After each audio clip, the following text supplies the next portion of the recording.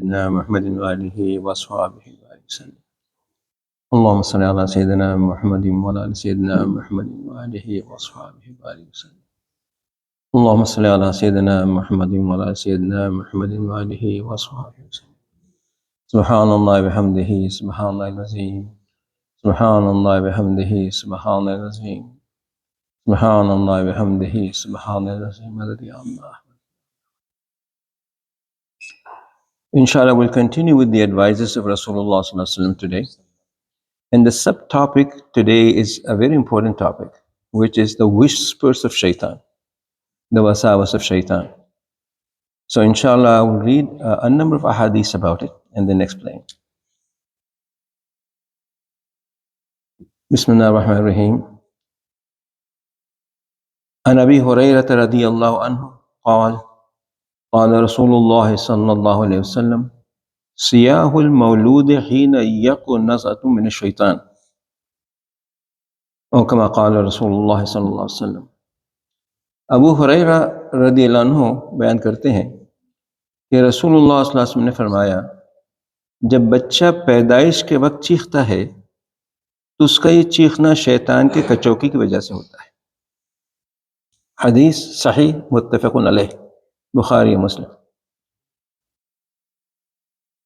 Abu Huraira radiallahu anhu reported Allah's Messenger as saying, the cry of an infant at the moment of birth is due to a prick from the Shaitan. A prick from Shaitan. Next hadith is an Ibn Mas'ud radiallahu anhu قال قال رسول الله صلى الله عليه وسلم ما منكم من أحد إلا وقد وكل به قرينه من الجن قالوا وإياك يا رسول الله قال وإياي ولكن الله أعانني عليه فأسلم فلا يأمرني إلا بخير. इब्न मसूद बयान करते हैं कि रसूलुल्लाह सल्लल्लाहु अलैहि वसल्लम ने फरमाया कि तुम में से हर एक शख्स के साथ उसका एक जिन साथी मामूर कर दिया गया है. साहबा ने पूछा, अल्लाह के रसूल आपके साथ भी? आपने फरमाया मेरे साथ भी, लेकिन अल्लाह ने उसके खिलाफ मेरी मदद की तो वो मुती हो गया, वो मुझे सिर्फ खैर भलाई की बात कहता है. सही हदीस from Muslim. There is one amongst you with whom is not an attaché. There is no one amongst you with whom is not an attaché from amongst the jinn. They, the companions, asked, O Allah's Messenger, with you also? Thereupon he said, yes, but Allah subhanahu wa ta'ala helps me against him, and so I am safe from him, and he does not command me but for good. And Anas radiyallahu anhu قال قال رسول الله صلى الله عليه وسلم إن الشيطان يجري من الإنسان مجرى الدم.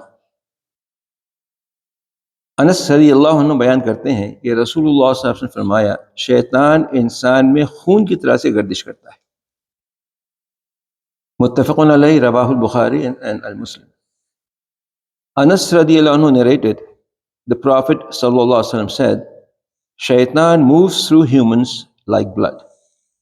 I'm just going to take a pause before I read the other hadith. These whispers of Shaitan are such things that it can truly drive a person mad. Lots of mental illnesses, as a matter of fact, majority of mental illnesses begin with these whispers of Shaitan. Especially some of the major ones, such as an obsessive compulsive disorder or some types of schizophrenia, some severe kinds of anxiety disorders, they all begin with these whispers of Shaitan.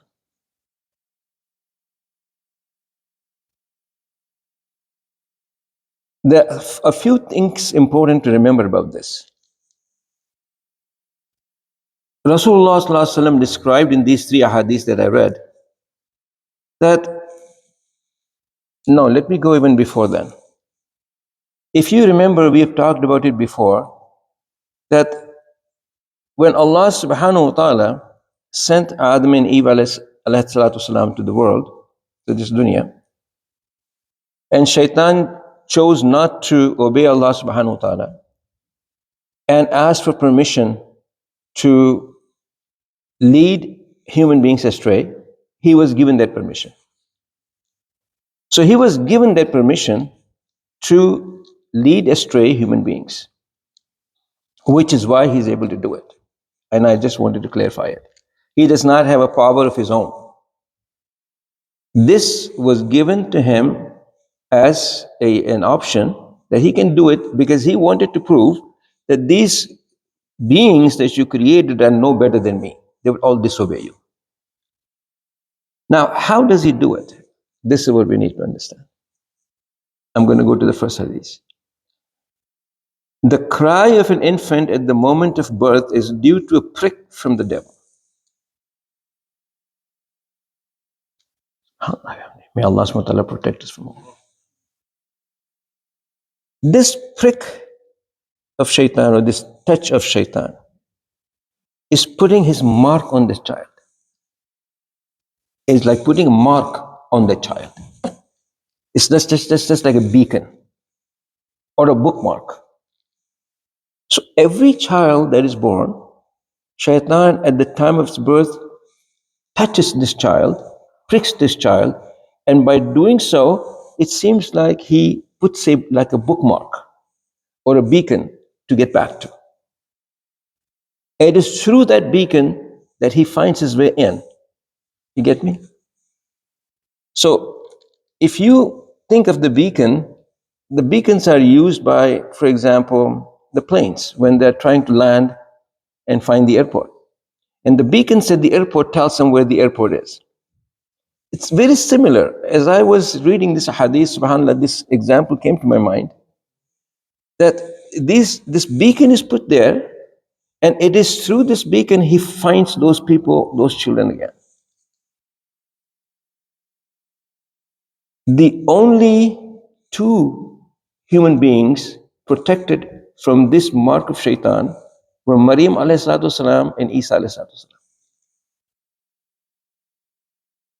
This is also mentioned in other hadith, that the only two human beings that were protected from his touch, from his prick, was Maryam alayhi salatu wasalam and Isa alayhi salatu wasalam. Which then made me think that then he was able to prick Rasulullah sallallahu alaihi wasallam as well when he was born. Khalas, because this is what Prophet sallallahu alaihi wasallam himself told us. But then I thought of it. You remember when Rasulullah sallallahu alaihi wasallam was a child and he was with Dai Halima, who was his wet nurse. There was an incident when he was 5-6 years old that the angels came, opened his chest, and removed a piece of flesh from him, washed his heart, cleansed it, and put it back. And I believe that was the mark of Shaitan they removed from him. Subhanallah bihamdihi, subhanallah. At the time then, when the child is born, Allah subhanahu wa ta'ala places an angel upon this child, each child, to protect him from Shayateen. And Shaitan places a Shaitan on each child as well to lead him astray. So each child at the time of the birth is touched by Shaitan. He puts his mark on it, his beacon on it, and then he appoints one Shaitan specifically on each child to continuously try to lead him astray until the day he dies. But Allah subhanahu wa ta'ala places upon him an angel as well to protect him.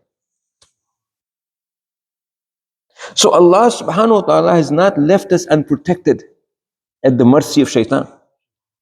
He has placed an angel to protect us as well.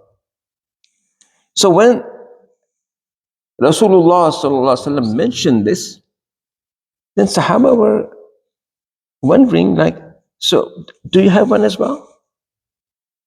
He said, yes, I do too. But Allah subhanahu wa ta'ala has made it subservient to me.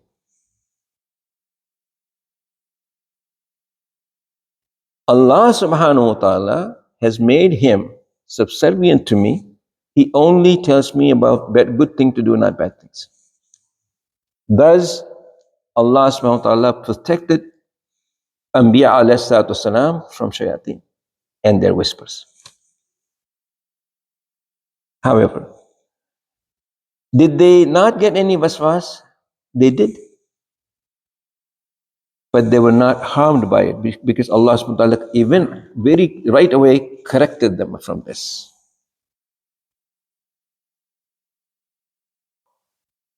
What that means is we are all subject to the wasawis of shaitan. There's no one human being that doesn't suffer from the wasawis of shaitan at any given time. Yani 24/7, all day long. Every time we try to do something good or choose to do something good, he would put some thoughts in our mind to get us not to do it or to delay it.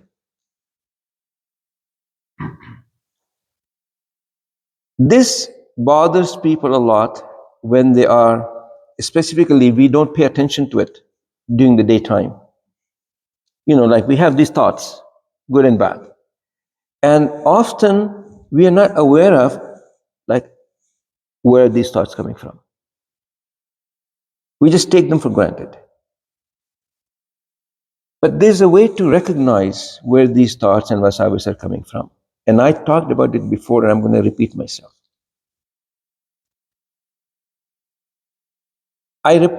You would recall from my previous talks that there are three sources of thoughts in human mind. The one source of thought is an active thought process, like I'm talking right now, and my mind is busy thinking about what I'm going to say, how I'm going to say it. My mind is busy about looking at what I'm going to say next. It's an active thought process, right? Memories are also part of active thought process. So sometimes when we are doing something, when we are thinking something, a memory from the past is awakened. And if we engage with this, it becomes an active thought process. Correct? The second source of thoughts is Allah subhanahu wa ta'ala. And these thoughts are placed in our mind by the angel that is appointed upon us by Allah subhanahu wa ta'ala.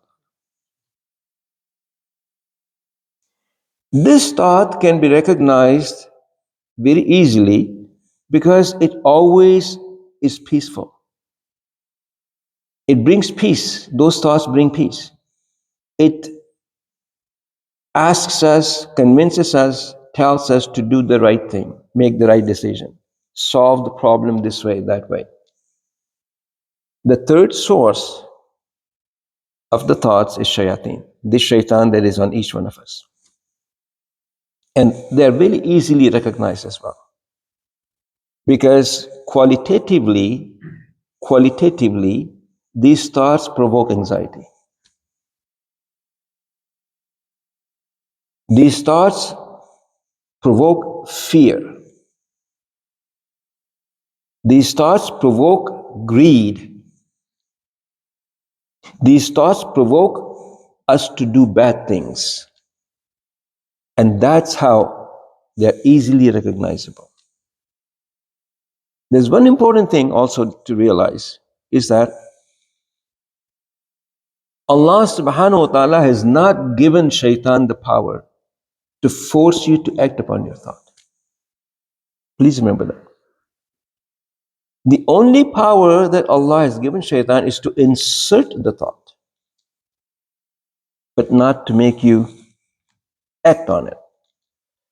And as you heard Rasulullah sallallahu alaihi wasallam said, shaitan runs through human body like his blood. He doesn't get into his body, but his wasawis are acting all through our body. It's a very important thing to remember at how what happens there. You see, we get energized to act or think by the circulation of the blood, am I right? It is the circulation of the blood through our brains, through our heart, and through our bodies that gives us the strength to think and to act. Which is why when the blood circulation is low, you feel lazy, you feel weak. Am I right? You feel like you don't have any energy when the blood circulation is low. His waswas do the same thing, like the blood. His waswas, as they are running through your body, energizes your mind, your body to do wrong things.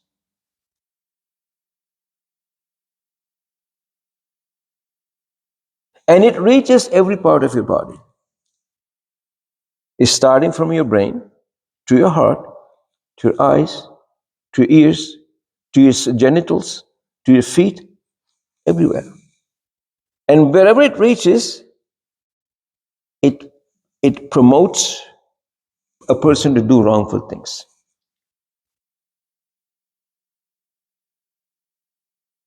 When a person remembers Allah subhanahu wa ta'ala in his heart, this circulation weakens. As Rasulullah sallallahu alaihi wasallam has mentioned, when you make dhikrullah, when you remember Allah subhanahu wa ta'ala, even in your heart, Shaitan has to run because he cannot withstand the remembrance of Allah subhanahu wa ta'ala. When he cannot withstand dhikrullah, the remembrance of Allah subhanahu wa ta'ala, the circulation is weak. It immediately weakens. And you gain back your spiritual strength. ये भाई बड़े पते की बात है. It's a very important thing how this thing works, so that you know, number one, not to worry about it. Very important thing, not to worry about it. Not to expect that it should stop. Most of the mentally ill patients that I see, when they're worried, they're threatened by these thoughts. Thank you. You know, they're threatened by these thoughts, and they come for help and treatment. They want the treatment to stop these thoughts. Do whatever, help me, just stop these thoughts.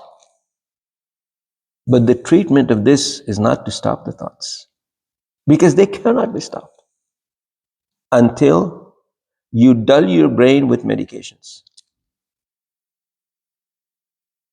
What the medications do, the psychotropic medications do, or illegitimate drugs do, illicit drugs do, is they numb your minds. When your mind is numb, it does not respond to these waswas. But the waswas don't go away. As soon as you stop the medication, they attack you back. So the treatment is not medication. And the treatment is not, and I tell my patients, do not expect these thoughts to go away. Because we cannot fire Shaitan. He has been given a job by Allah subhanahu wa ta'ala. How can we fire him? We need to understand it and we need to manage it. And in the management of these thoughts, there are two very important things. Don't try to ignore them. Don't try that, I'm not going to think about it. I'm not going to think about it. The more you do it, the more it's going to attack you. You cannot ignore thoughts, period, good or bad. So don't try to ignore it. Number two, don't try to reason with it, or don't try to engage in it. If you engage with these thoughts, it becomes an active thought process. As soon you engage with these waswas, you made it now an active thought process. And how you do it? Thought comes to you about, oh, what if this happens? Oh, what if that? You say, yeah, what about that? What if that? What am I going to do? You got engaged. And that's what he's expecting. He's expecting you to engage with it. That's all he wants you to do. Two things you don't want to do. As soon as you recognize that this is a whisper of Shaitan, you do not want to ignore it. You do not want to engage with it. So what is the management for this? SubhanAllah, it's so simple. So simple. Realize that this is from Shaitan.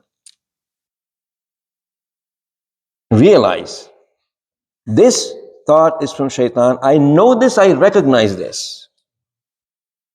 And I told you how to recognize it.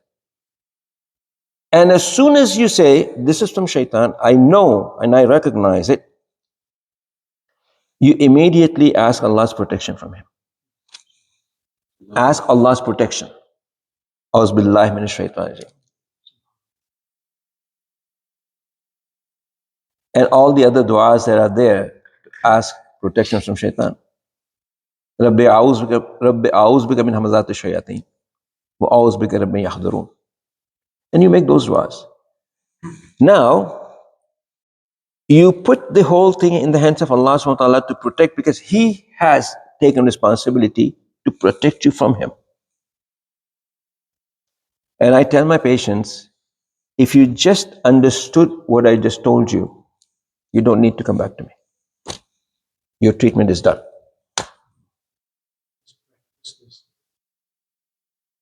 One session, your treatment is done. But here's the problem. People with weak faith, people with weak faith in Allah subhanahu wa ta'ala, people with improper understanding of their faith, they can't do it. And the third thing, people who become habituated to always worry. People who become habituated to always worry will always keep worrying, and they get you easily.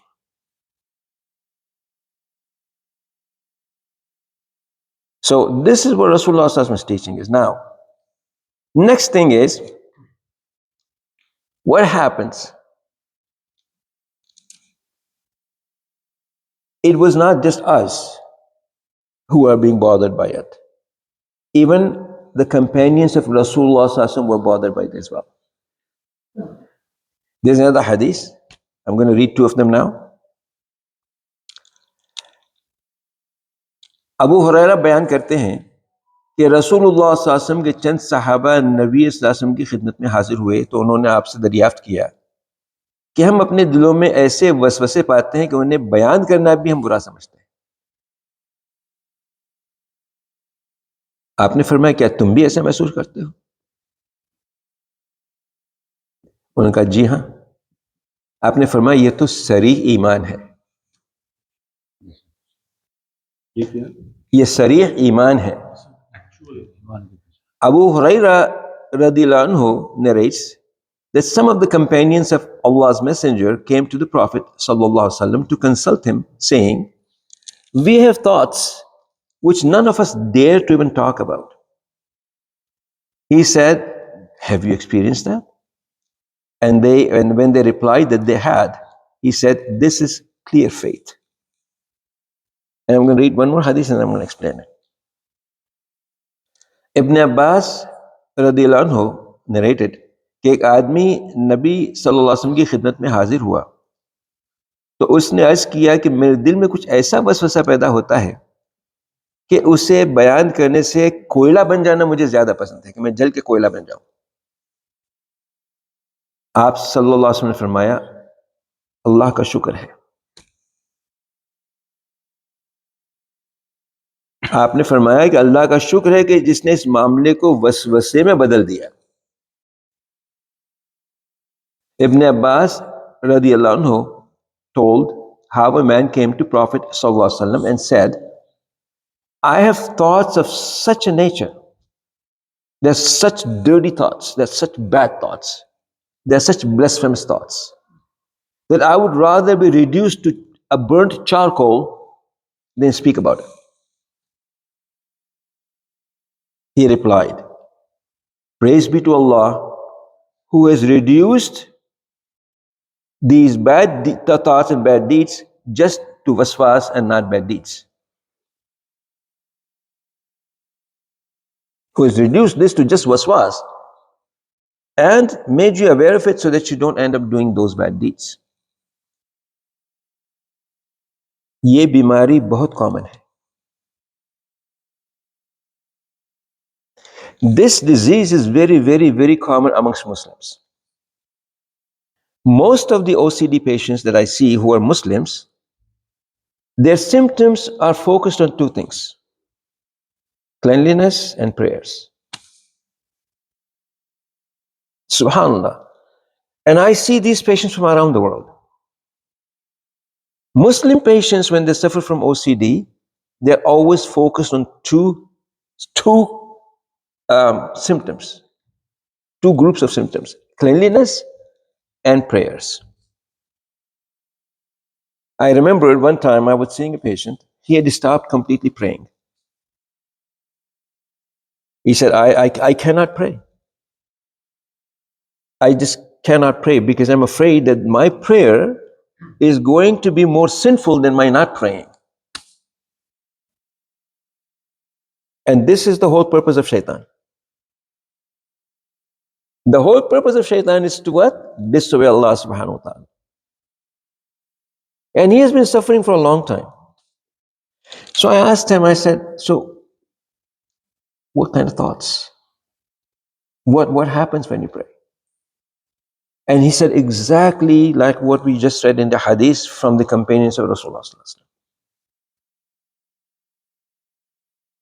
He said there's such thoughts that I cannot even bring it to my tongues to talk about it. I rather be dead than talk about this.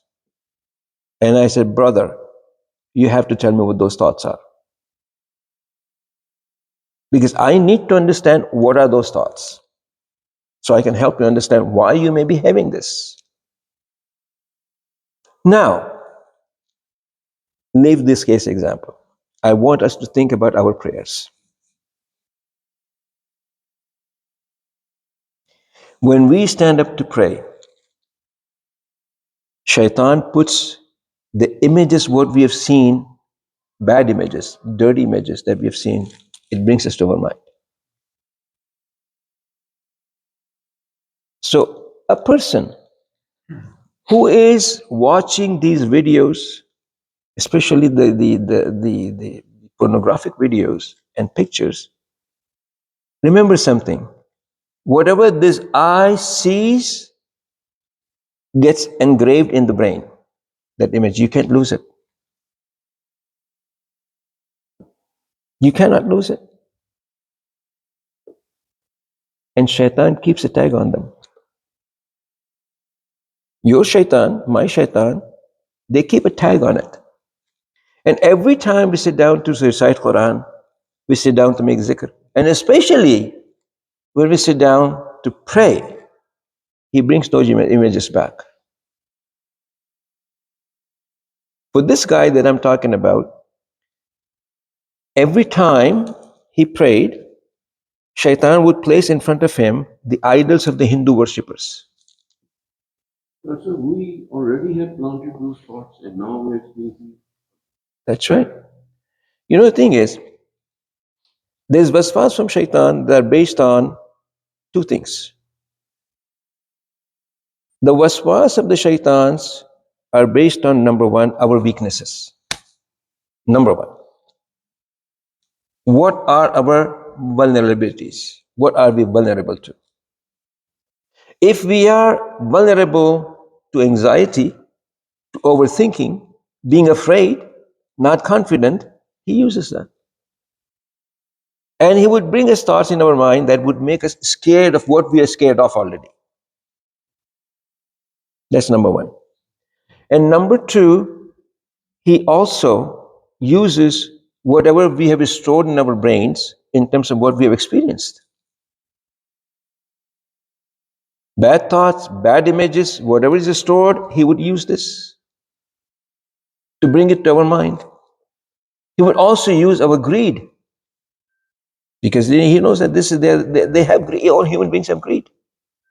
So he would use that greed and put those thoughts in our mind. You can have this. You can have that too. I'm going to give you a recent example of a case. Very interesting. This couple is married a year. It's a time. This couple is married a year. And they came because the husband wants a divorce.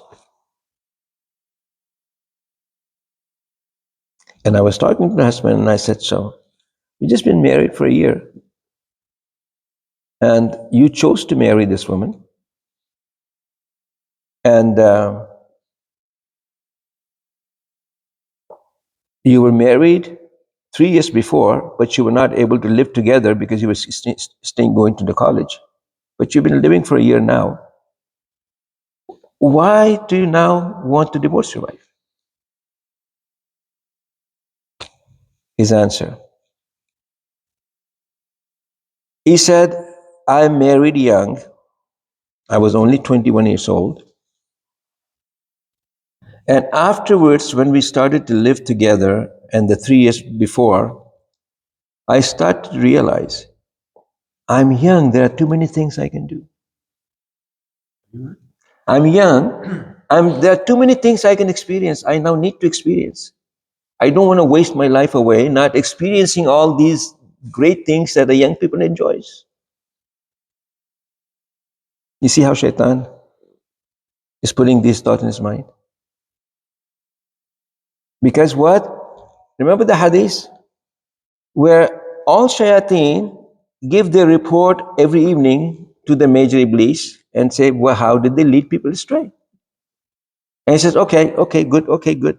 But then one shaitan comes and he said, I broke up a relationship, I broke up a family. And he stands up and embraces and says, you did the greatest job. Because now you destroyed the two families. And that's what he does. So he put in this guy's mind, are you just gonna be stuck to this one girl for the rest of your life? Man, you're young. See how he works? Wasawis. This is what wasawis are. Man, you're young. There's lots of world that you need to see.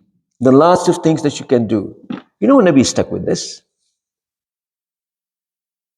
That's how the waswas works. This is where they come from. And very quickly, I'm going to mention the last two hadiths before we finish today.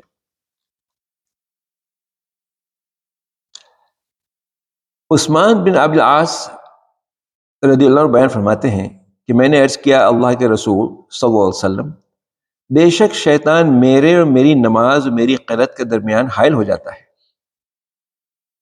और वो मुझको शक में उपला कर देता है कि मैंने 2 रकात पढ़ी कि 3 रकात पढ़ी, 3 रकात पढ़ी कि 4 रकात पढ़ी। तो रसूलुल्लाह सल्लल्लाहु अलैहि वसल्लम ने फरमाया, वो शैतान है, उसे खिंजिब कहते हैं।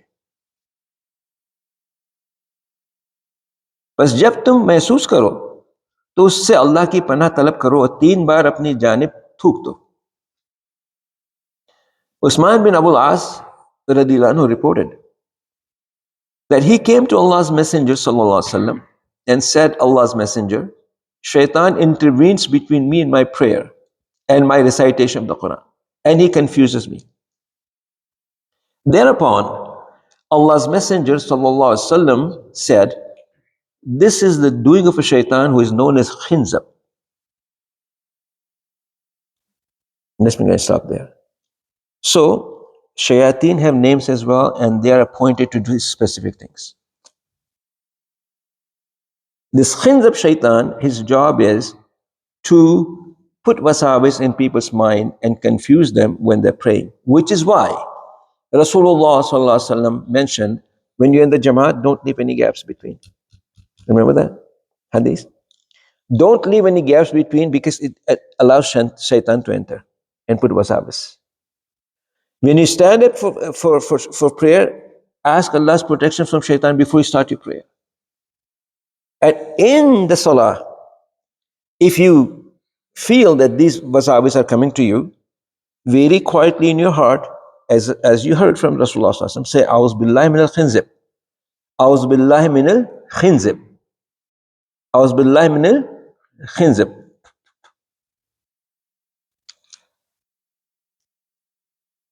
So, thereupon, Allah's messenger said, this is the doing of a shaitan who is known as khinzab. When you perceive it, when you feel it, seek refuge with Allah subhanahu wa ta'ala from it, and spit 3 times to your left. He said, I did this and Allah banished them from me. So we are allowed to turn to the left hand. Yes, but you're not going to do it like just, Exactly. yeah, sure. Because this is what the hadith we just read. And this is Sahih hadith from Bukhari and Muslim. So you quietly go like that. Doesn't affect your namaz. Okay? Qasim बिन मोहम्मद से रिवायत है कि किसी आदमी ने उनसे मसला दरियाफ्त किया कि नमाज में मेरा ख्याल किसी दूसरी तरफ चला जाता है, और अक्सर ऐसा होता है। तो उन्होंने कहा कि अपनी नमाज जारी रखो, क्योंकि तुम्हारे नमाज से फारिग होने तक ये आते रहेंगे, और नमाज के इख्तिताम पर तुम कहोगे कि मैंने अपनी नमाज मुकम्मल नहीं की. And this is a very common problem. Al-Qasim bin Muhammad radiallahu anhu said that a man told him he was greatly distressed by the wandering thoughts while he was engaged in prayers. He told him to persevere with his prayer, explaining that he would not be free from that until he said when he finished his prayer, you can't stop it. I have not, and then he would say, I have not my prayer, I have not performed my prayer perfectly. So, what is the treatment that Allah's Rasul taught us? These waswas will come. You can ask protection from khinzab. They will still maybe keep coming. Keep praying. They don't hurt you anymore. And at the end of your salah, don't have any doubts कि मेरी salah पूरी हुई कि नहीं हुई. Don't have any doubts कि it was acceptable to Allah or not. Did I do it right or not? Don't go there. It is acceptable. And very last thing, Subhanallah bihamdihi subhanallah. Abu Huraira रज़ियल्लाहु अन्हु बयान करते हैं कि रसूलुल्लाह सल्लल्लाहु अलैहि वसल्लम ने फरमाया, बेशक अल्लाह ने मेरी उम्मत के दिलों में पैदा होने वाले वसों से दरगुजर फरमाया है, जब तक वो इनके मुताबिक अमल न कर लें या बात न कर लें. Abu Huraira radiallahu anhu narrated, Allah's messenger is saying, Allah subhanahu wa ta'ala has forgiven my ummahs the evil prompting of shaitan. There will be no accountability for it. Allahu Akbar Kabir. There will be no accountability for it unless we act upon it or we engage into these thoughts. Because when you engage into these thoughts, you made a choice. And now you're accountable for the choices you make. This is Allah's mercy upon us. This, I think it was a very important topic. Most important. This is number one issue of the world right now. Exactly. Addictions and mental health. Number one issue. So, alhamdulillah, with Allah's permission and Allah's blessing, we were able to deal with this today in its completion, in its whole. May Allah subhanahu wa ta'ala protect us from shaitan. And may Allah subhanahu wa ta'ala give us the tawfiq to know that these are not harmful things, and not to allow this to affect our emotions and mental health. Yes, brother. Just a